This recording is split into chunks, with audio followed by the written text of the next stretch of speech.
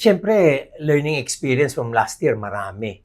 No, number one, siyempre, pag wala kang tinatawag na emergency fund, maiipit ka talaga. Kasi nagbagsakan yung asset classes eh. And siguro, it's kind of queer kasi sabay-sabay, di ba? Lahat.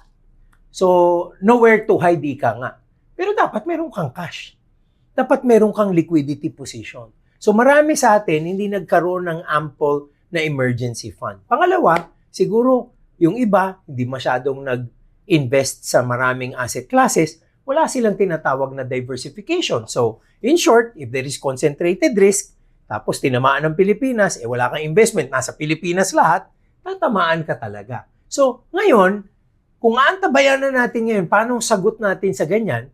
Siyempre, di ba, kailangan consciously magtabi tayo ng emergency funds, mag-rebalance tayo at mag-diversify ng ating mga portfolio. So, alam na natin ang nangyari, lessons na yan. So, siguro, gawa natin paraan para we're better moving forward.